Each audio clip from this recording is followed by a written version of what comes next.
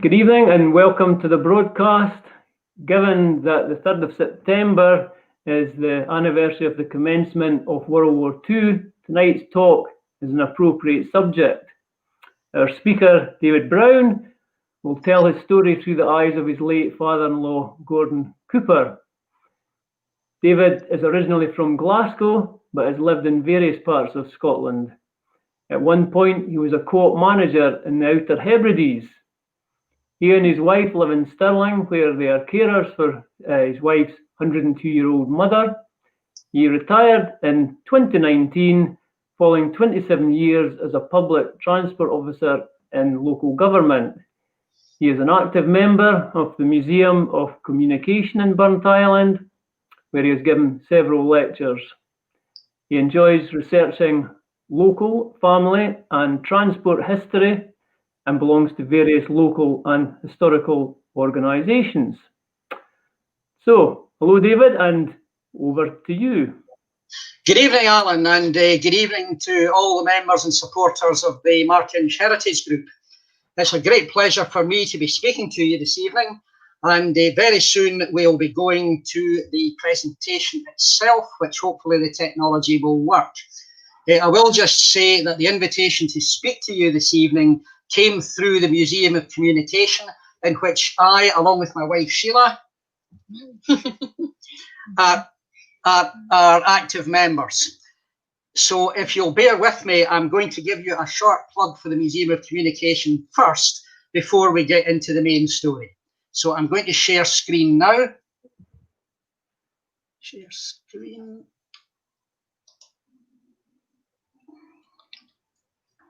It's this one.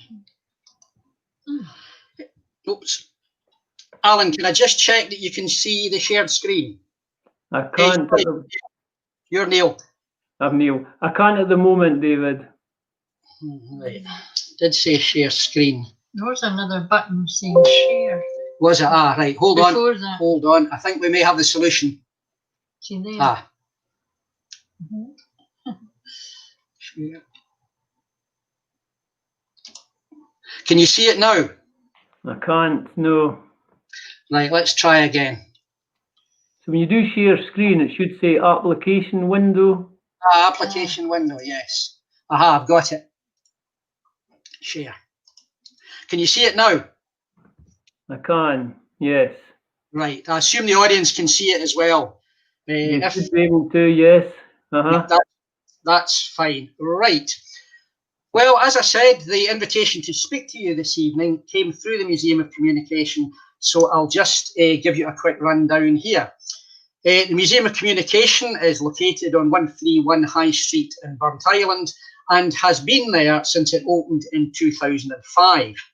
It's usually open on Wednesdays and Saturdays throughout the summer, but of course we're now in lockdown and we won't be open now until next year.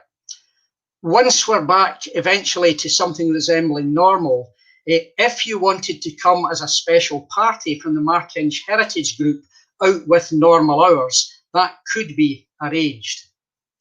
Now, I'm just going to show you a very, very, very small selection of the Museum of Communication's collections of 5,000 items covering all aspects of communication. For those of you who are radio amateurs, there is also a Museum of Communication Amateur Radio Society, complete with radio room, as you can see here. Now, every year there's a summer exhibition, and that always features working hands-on exhibits. And in this example from 2016, you can see a working exhibit. That's me in the picture, by the way. You can see a working exhibit featuring the subject of our talk tonight, which is Listening In, the War Office Y Group in World War II. And as Neil said, presented to you on this, the 3rd of September, the 81st anniversary of Britain's entry to the war. We'll be looking at this little known group through the eyes of a Fife man who served in it throughout the war. And that Fife man, of course, is my late father-in-law, Sheila's father, Gordon Grant Cooper. Our story starts here, 3 miles north of Markinch, on the back road from Fruchy, just past Forther Mill Farm. Until 1958, this was Falkland Road Station. And it was in the station house here, over on the left, that Sheila's late father, Gordon Grant Cooper, spent his early years. Born in the station house at East Grange on the Stirling and Dunfermline line, he moved to Falkland Road at an early age. He's on the right, here with his brother Jim. Later, the family moved to Lochgelly and then to Stirling. He enjoyed his time in the Boy Scouts, which was particularly useful to him, as it was there that he learnt Morse code and became an enthusiastic radio amateur.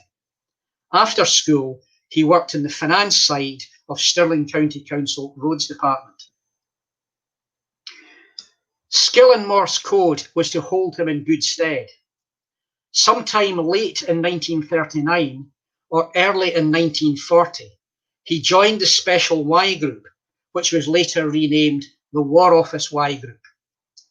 This was one of Britain's Y services, which intercepted enemy wireless communications. Y came from the pronunciation of wireless, or rather wireless. We don't know how he came to join, but it's likely that he was recruited through radio amateur circles. All recruits were bound to secrecy, and all he ever said about his war career was this. He had worked in intelligence.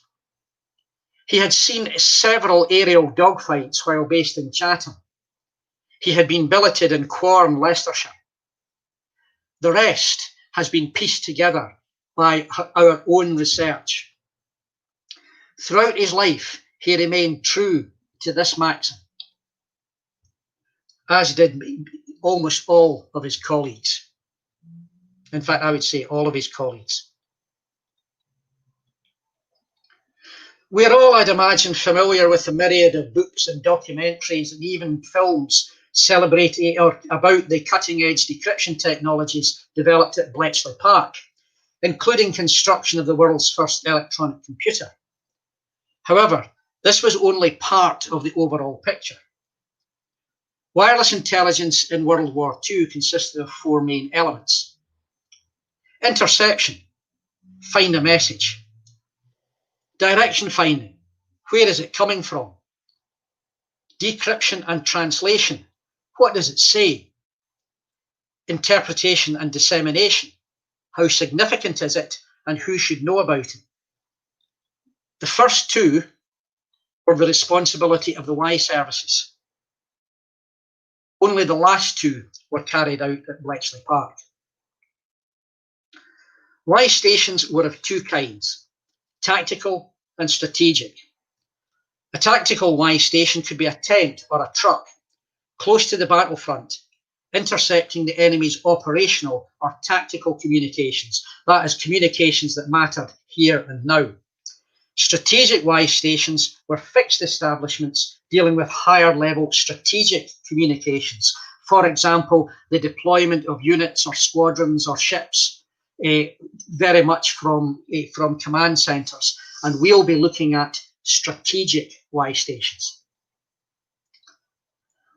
All 3 branches of the forces had their own interception units, and there were also civilian stations operated by the War Office, the Foreign Office, the GPO, and the Radio Security Service.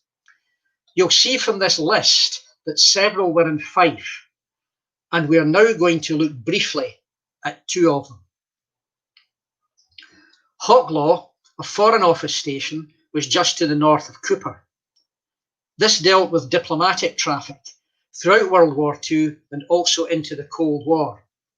It closed in 1988 and is the only one in Fife with surface buildings still surviving, or at least they were still surviving in 2009 when this photograph was taken. Nothing remains of Kembach, which was near Daresay, but the site can still be identified. And you'll notice from the notes at the bottom that a particular feature here was that early on in the war, some of the staff from Kenbach was sent out to Singapore, where they all became prisoners and remained in Japanese captivity for the rest of the war.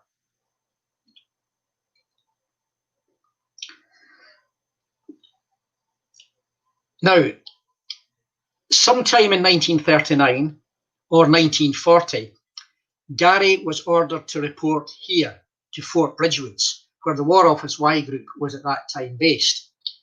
The commander was Lieutenant Commander M.J.W. Ellingworth, RN, retired. Retired meant that he, although he was a retired naval officer, he was officially a civilian. He had been in post since January 1935. With the outbreak of war, his most urgent task was to recruit additional staff, especially people like Gordon, or as he came to be known, Gary. Gary Cooper, get it?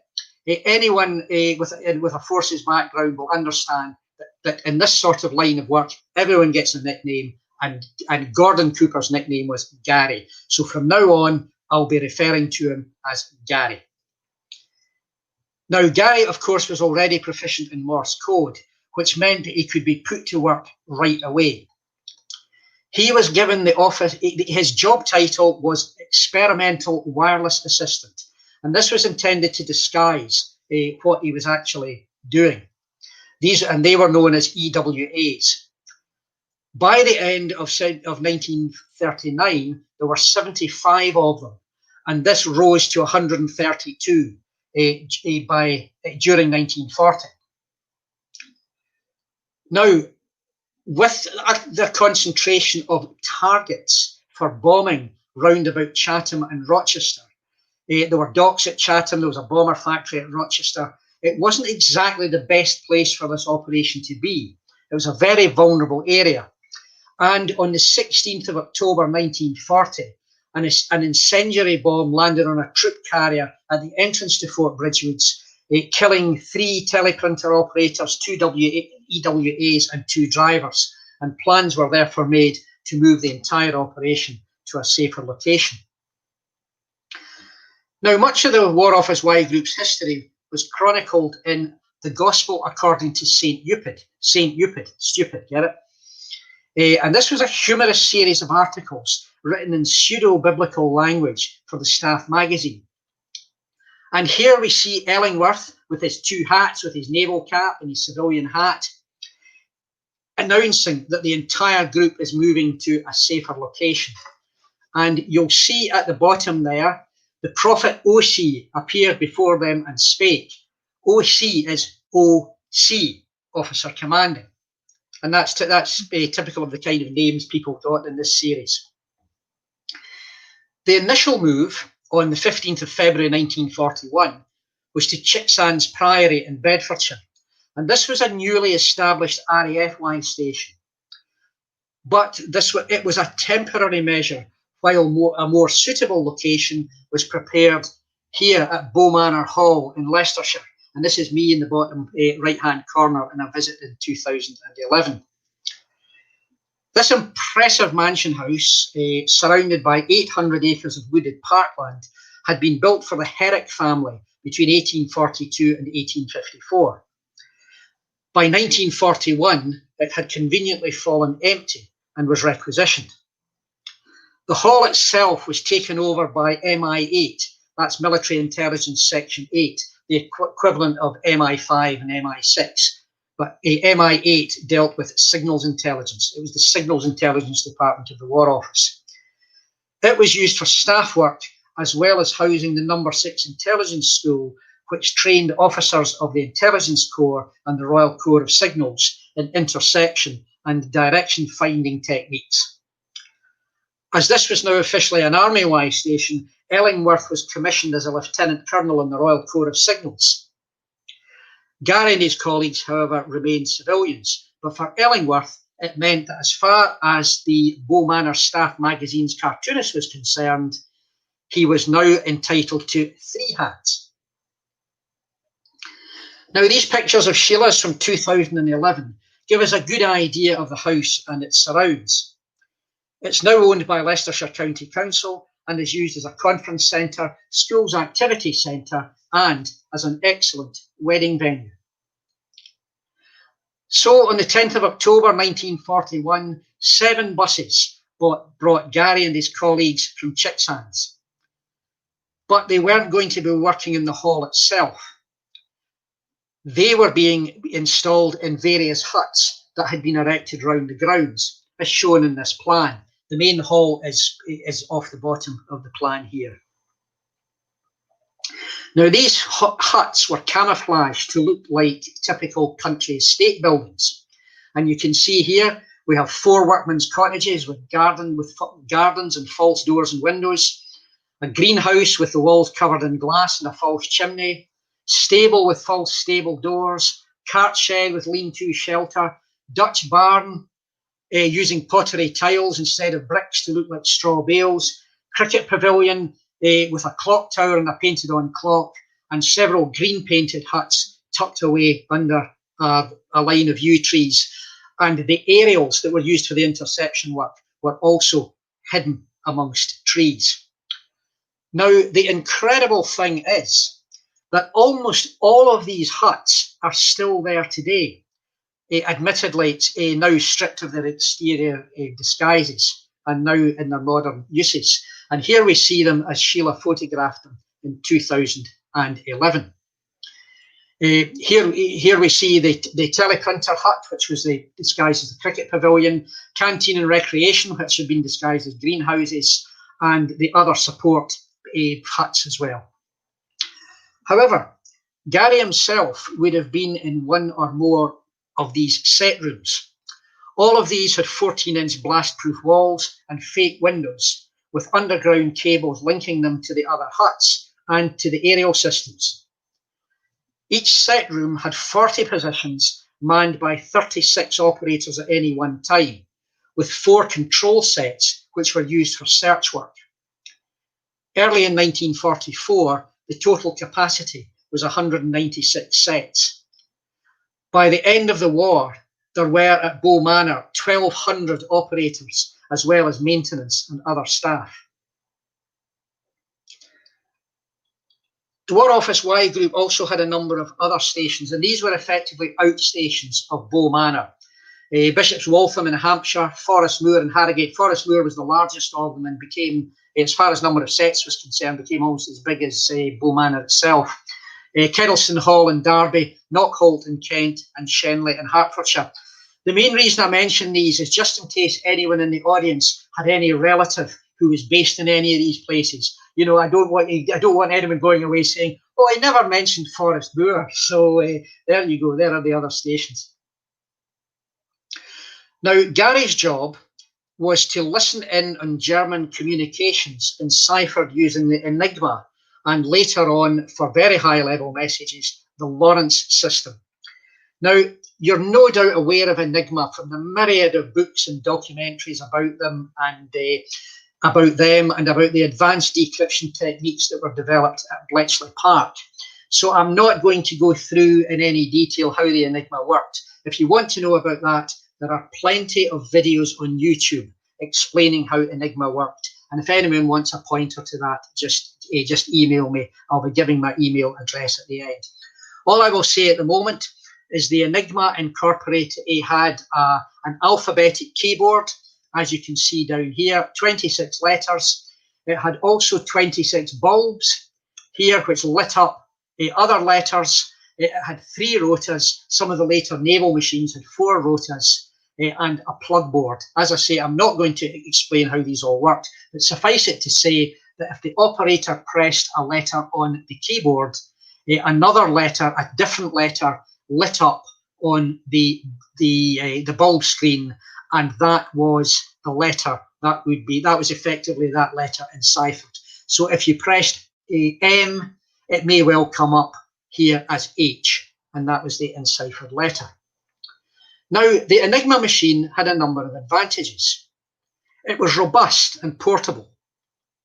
It was self-contained with its own internal battery. This is the battery housing here, this black area in the top right-hand corner.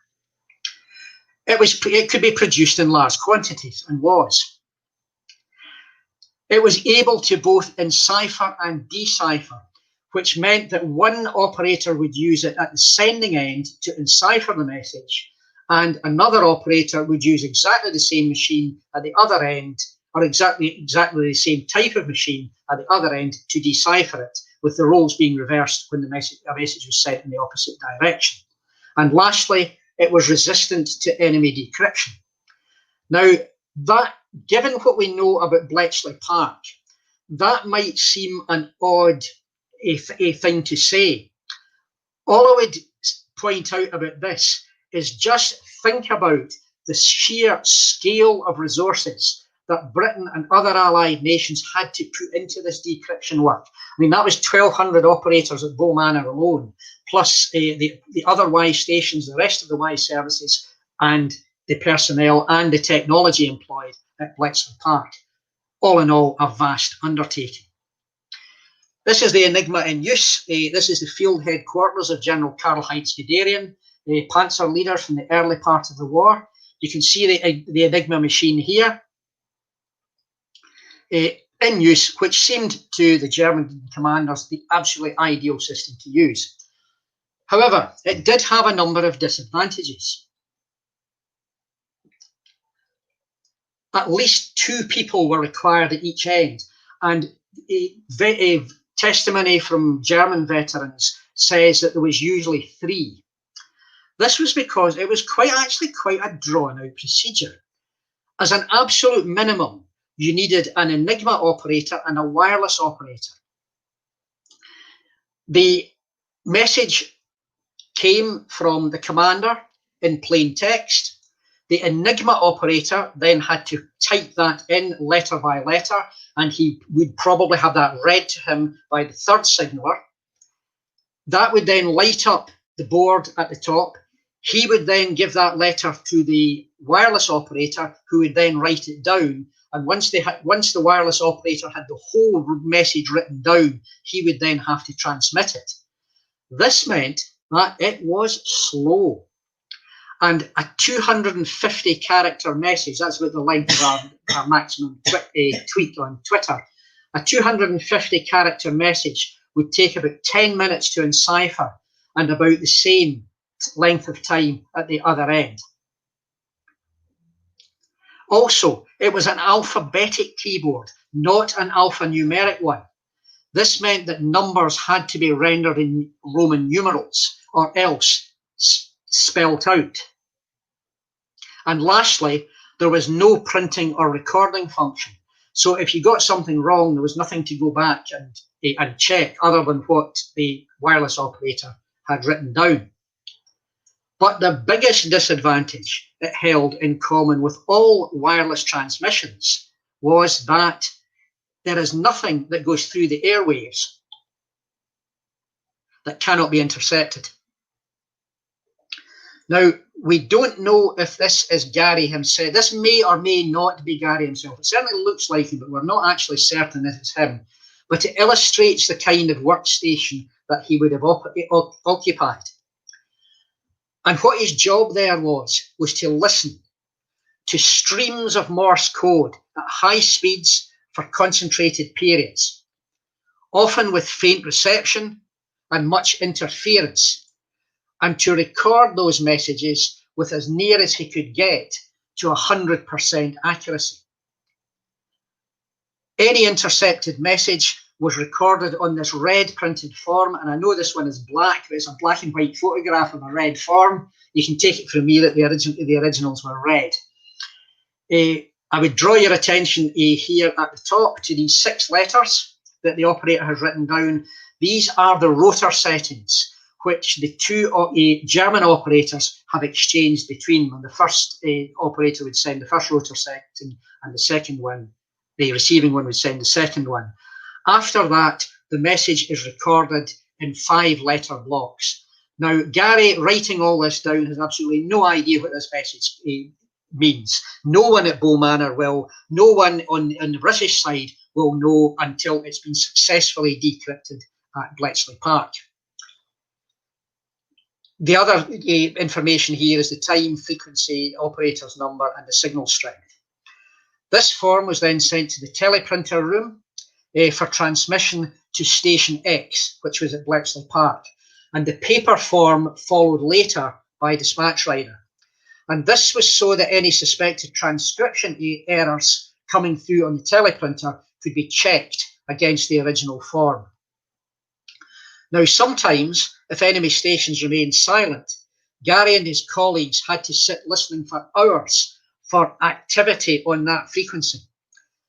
And this was really at its worst at night, particularly as the huts were not heated. And this was to minimise the risk of fire. They reckoned that having any form of heating other than the radios, other than the wireless sets themselves, carried with it the risk of fire. And in winter, the operator would sit there wearing a coat, a hat, and a scarf if it was a cold day, or more like the point, a cold night. Now, to give an idea of the day-to-day work, Joan Nichols, who was a special wireless operator who arrived at Beau Manor in 1942, wrote a detailed history of her time at the War Office Y Group, and here she gives a flavour of the work. When there was a lot of excitement, the airwaves would be absolutely humming with Morse.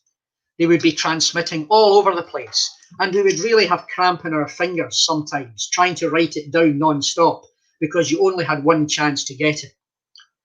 We had to get the preamble and the first 3 blocks absolutely accurate because that was the key to decoding the message. If we missed a letter, we had to know exactly what position it was in. And if the signal faded and we lost information, we had to know how many blocks we missed. Every one of our sets had access to 3 aerials. We had what looked like a little switchboard in the set room, and if reception wasn't good from one aerial, we could switch over to another. But Beau Manor was only part of the big picture that formed what became known as the ultra secret, or ultra. And in this hand-drawn diagram, we can see where the War Office Y Group network sat in. You can see Beau Manor there at the bottom, and you can see the various outstations there, Bishop's Waltham, Forest Moor, etc., and also the direction finding stations in Thurso and Chasewater, Sutton Valence, and other places. The information from Beau Manor was fed directly to Hut 6 at Station X at Bletchley Park. And I would just also draw your attention to the fact that Hawklaw, the station that was to the north of Cooper, just to the north of Cooper, up Bishopsgate, is also shown on this diagram. This shows the kind of wireless sets that were operated at the beginning at Fort Bridgewoods. They were all Marconi or Marconi derived sets. And I should have said that the sets were kept switched continually on, except for maintenance. The operators changed, but a set would be manned for 24 hours unless some kind of maintenance was required. From Beau Manor onwards, these were replaced by American sets, which were actually much more powerful. The National HRO was the main set at the beginning. The British did develop the DST-100, but this was found to be unsuccessful in service. It was just too complicated. Later on, more American sets followed, the Hallicrafter Skyrider and the RCA AR-88. Now, some of these may be familiar to radio amateur because a great number of these were surplus at the end of the war and were sold off to radio amateurs. So there were actually quite a lot of these in circulation, and there are examples of most of these sets at Burnt Island in the Museum of Communication.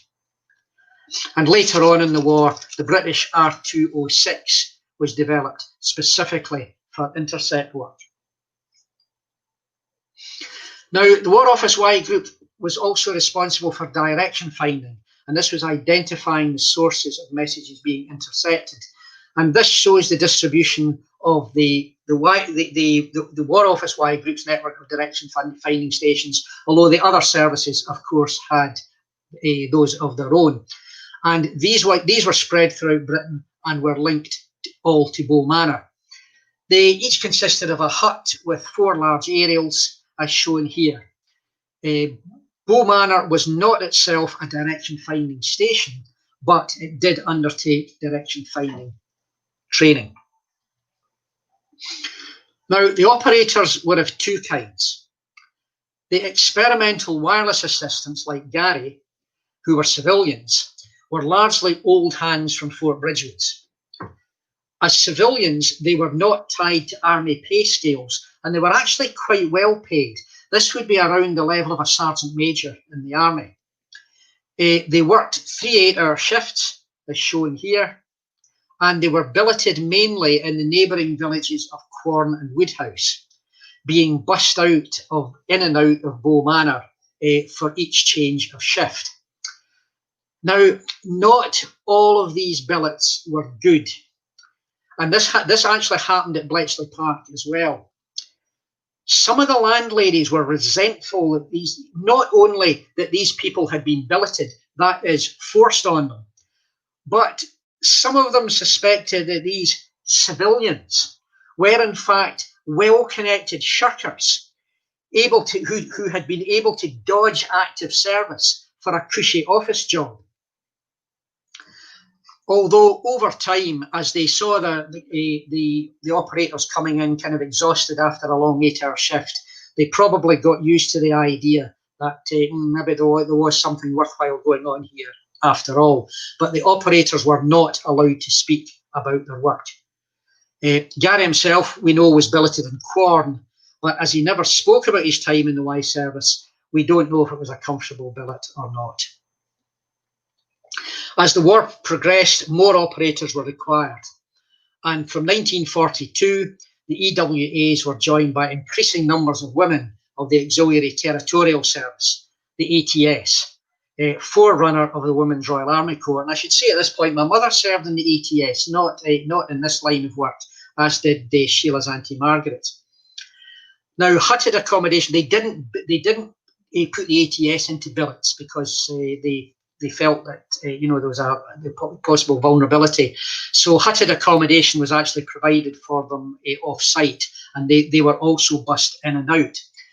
Now, the reason for this bussing in and out was that if they constructed barracks on the site, German aerial reconnaissance may have thought, there's something going on here, a bit more than a country estate. This is something more than a country estate. So the reason was that the barracks were sited in places like Woodhouse Eaves and Garrett's Hay and other places which were nearby but far enough away not to raise suspicions.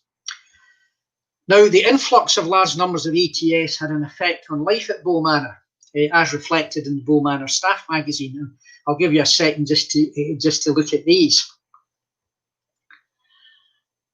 And when some Americans arrived in 1944, the pre-war Quorn Hunt, which you can see depicted here, was revived in a new form.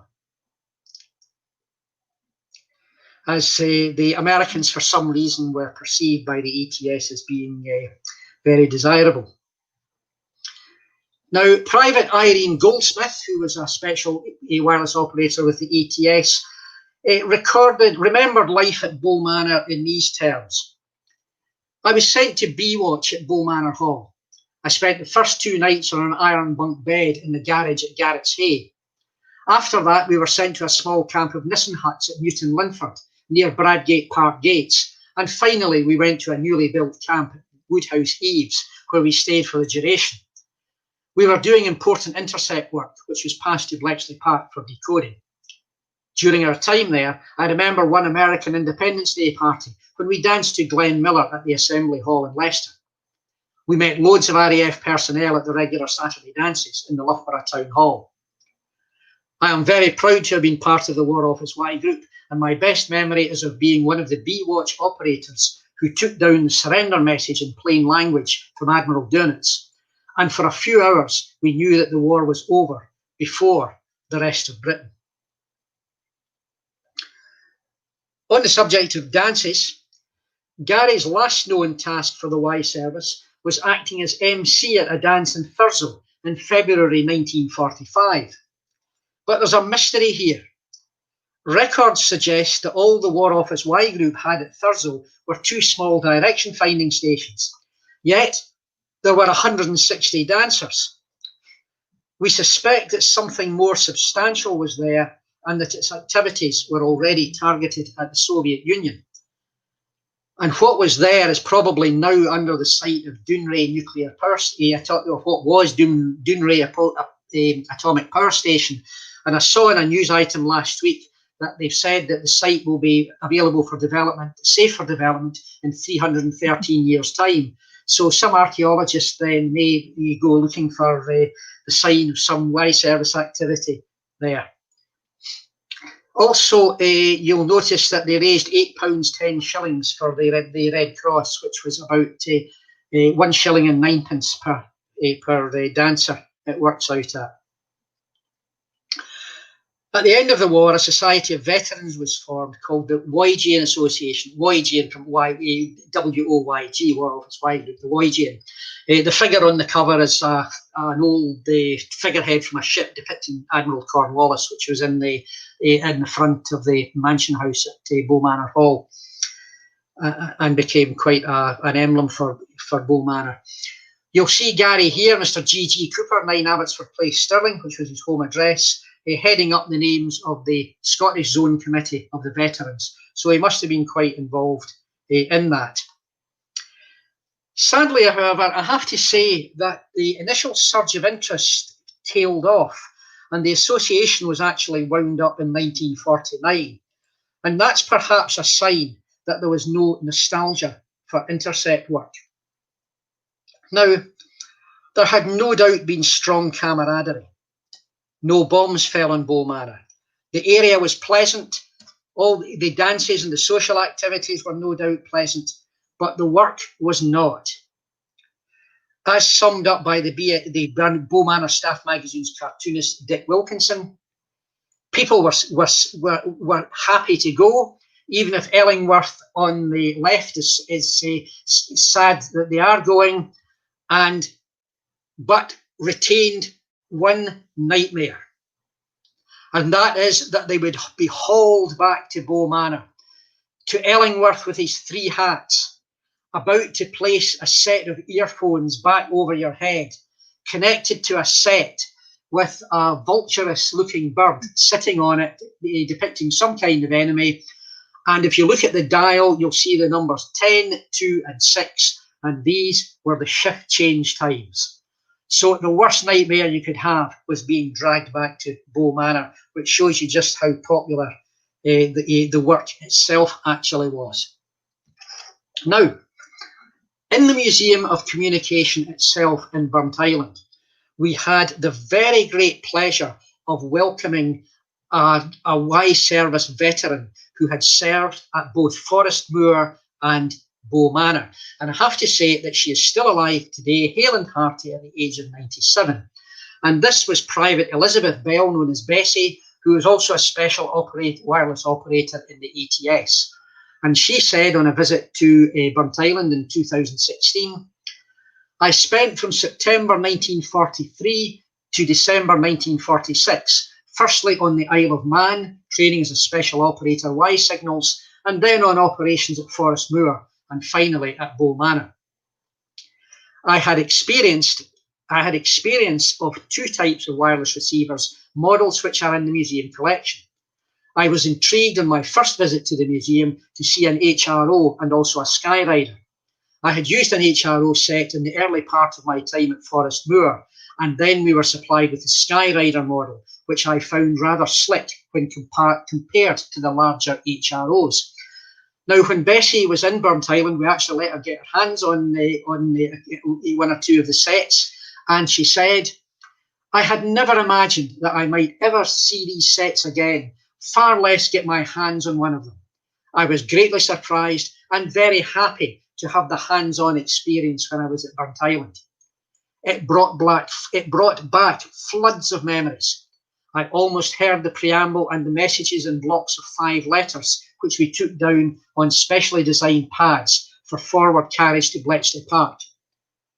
No biro pens in those days, but a humble pencil, sharpened at both ends, so that when it became blunt, we could quickly use the other end to get the message down without missing any letters.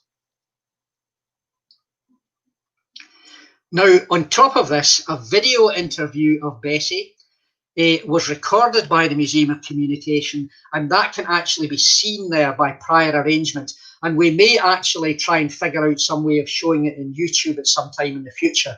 But that's something to look out for if you're interested in this at all, if you're ever able to visit the museum.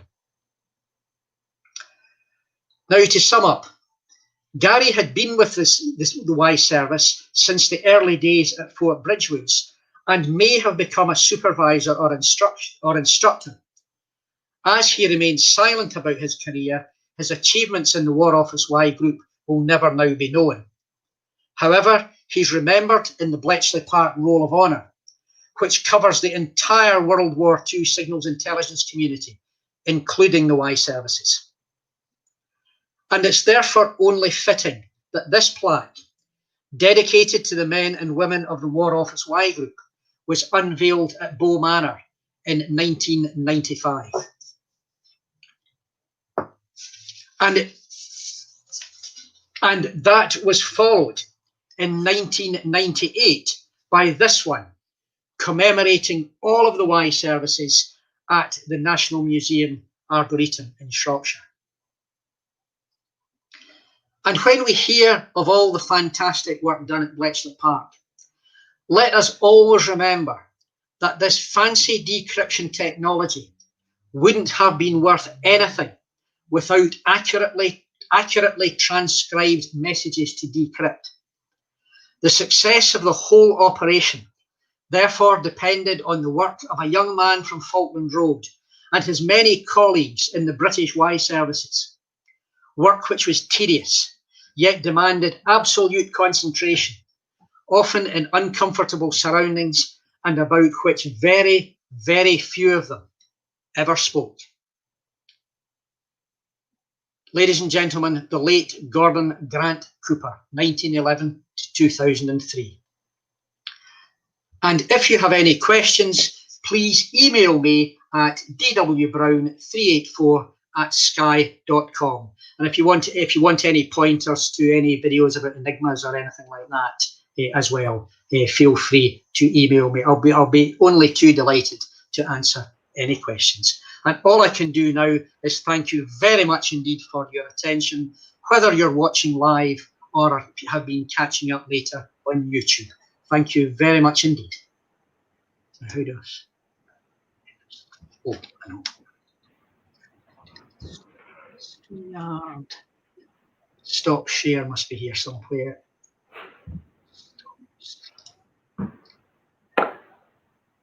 Now, I hope that has stopped the screen share and I'm back live again. Yes, we're back live. Thank you very much, David, for a fascinating, very interesting talk on a group that I knew next to nothing about, because all you hear about is Bletchley Park, and I had wrongly assumed that they also did the interception as well as the decryption. So yeah, how wrong could I be? So yeah, thank you. A fascinating talk. Does anyone who is in the live chat have any questions? David's put up his email address for anyone that might come up with a question later. But is there anyone in the live chat? You could type in a question there if you have a question for David at the moment. And I'll give you a few seconds to do that.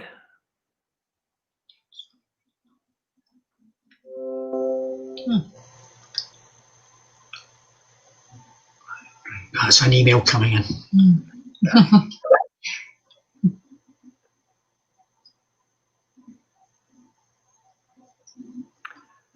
Nothing obvious appearing in the live chat, so we'll assume that there's no questions at the moment. But David has kindly supplied his email address there. If you happen to miss it, then you could always contact us at Markings Heritage Group, and we'll certainly pass it on. Oh, here's a question from John. What was Gordon's amateur radio call sign? Do you know that, David? I don't think we do know, do we? No, we don't know, I'm afraid. Unfortunately. Okay. He never did it when I was alive. Mm-hmm. So that was probably pre-1959. Uh-huh. Well, Yes. not since the war. Yes, it's possible that after his experience in the Y service, he never wanted to put a pair of earphones on again. You could understand that, certainly. He was quite sporty after that. He was very keen on sport. Mm-hmm. But he was certainly, we know that he was a radio amateur before the war, and that's almost certainly how he came to be recruited, because they desperately needed people who knew Morse code already. Because if you've got 100 people who are proficient in Morse code, you can set them to work right away. If you're having to teach them Morse code, you might start off with a class of 100, and a month later, only 75 of them are ready to start up. So there's another message in chat. It's not a question, actually. It's from Sinead. Greetings from the Isle of Lewis. Oh, right. Really enjoyed the lecture. Thank you, David and Sheila. From Sinead and Murdo. Ah, that's right. That's Sheila's cousin and her husband. Ah, okay. Right. That's cousin and her husband, yes. Very good. So, yeah, as I say, right, another question. I'm looking through 1930s, 40s shortwave magazines, so we'll look out for his details. That relates to the amateur call sign. Where did he live pre-World War II? He lived in Stirling. He lived in Abbotsford Place in Stirling. Okay. His father was station master at Stirling. He was station master for the LNER. There were two station masters at Stirling. Stirling was mainly an LMS station. It had been a Caledonian station. It was mainly an LMS station. And after Falkland Road, he was at Lochgelly. And then Stirling. So he travelled about a bit. But yes, he was in his radio amateur days. He would have been in Abbotsford Place in Stirling. He was probably a member of a local radio amateur. He could well have been a member of a local radio club as well. And his brother-in-law, Duke Harrow, was very keen radio, but don't know his call sign either, unfortunately. But that would be interesting for us to know. Yes, in fact, I wonder if the Radio Society of Great Britain have information. Well, that's a thought. Yes. You would expect if it's because I'm not sure when that group came into existence, actually, when I think about it, but it's certainly been around for a while. They are very, very good publications and very good records. Yeah. Yeah. That's something we've never thought to do, actually. Another comment here, and it's from your friends at the Burnt Island Heritage Trust. All right. They're saying it's not a question, just terrific presentation, well done. All right, very good, very good. So we'll give it a little while and see if anybody else has any other questions. That could be interpreted as a fraternal message from Burnt Island Heritage to Mark Inch Heritage. Indeed, yeah. Right. But as I said at the beginning, once we're back to something approximating to normal, if you wanted to have a visit to Burnt Island from the Mark Inch Heritage Group, the museum would be only too pleased to arrange a special visit, a special out-of-hours visit that you would have exclusive access. But that could be a long way away yet. It could be, but it's a nice thing to have in mind, and it's not so far away. So yeah, that's something that. Incidentally, forgetting there, the number 7 stagecoach bus stopped right outside the museum. So if any of your members wanted to come using free bus passes, then they can. That's a good point. Well, yes. I'm allowed to say that because I have one myself. Right. So yeah, Ian from Burnt Island Heritage Trust is saying that they need to do the same. Yeah. I don't think they'll need to get the bus necessarily, but well, if they're all come from Burnt Island, that is. Yes, that's right. Yeah. But it's a tremendous collection. It's well worth seeing. The exhibitions always get a lot of interest from people that come in.